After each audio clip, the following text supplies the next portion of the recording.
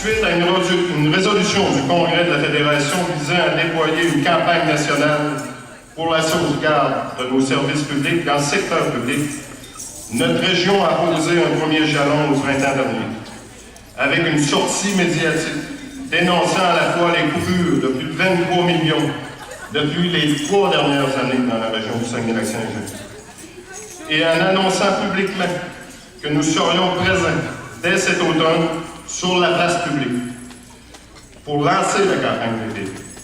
Alors ce soir, c'est avec fierté que j'annonce officiellement le lancement de la campagne VPP dans la région du Saguenay-Lac-Saint-Jean.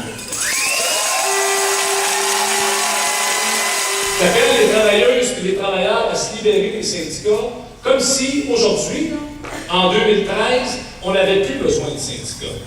Toi, Éric Duhaime, qui doit faire le double et le triple du salaire de président de la CSNV, qui négocie? Ah ben moi, c'est sûr que j'embauche un avocat, puis il négocie les contrats, puis Éric Duhaime, lui, il a les moyens, effectivement, d'embaucher un avocat ou une avocate qui va négocier ses conditions salariales, ses conditions de travail.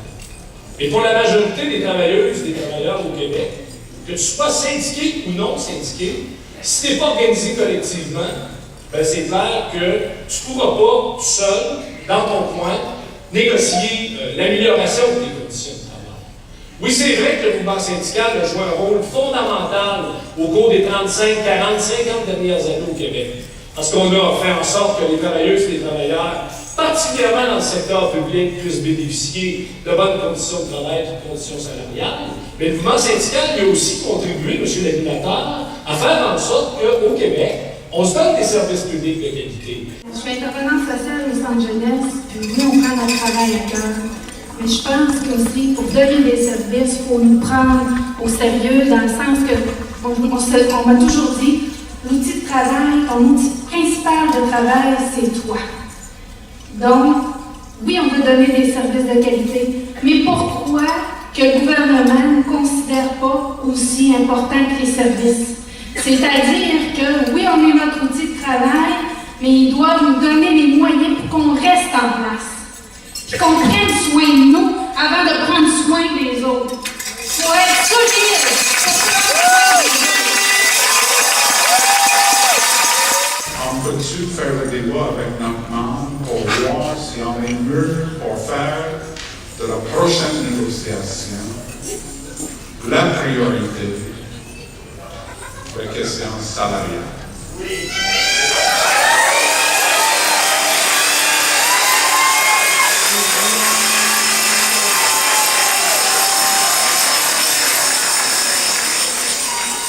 Et au mois de juin cette année, on a regardé avec notre conseil toujours 500-600 délégués.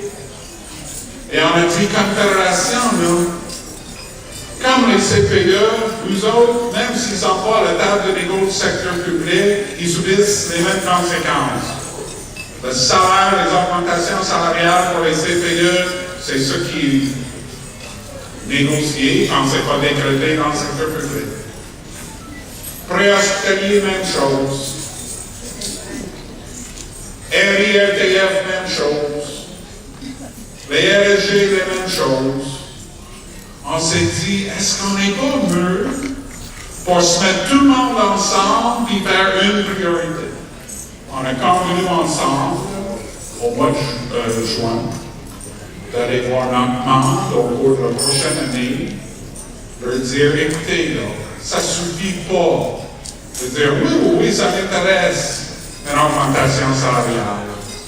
Ça ne suffit pas, ça intéresse tout le monde.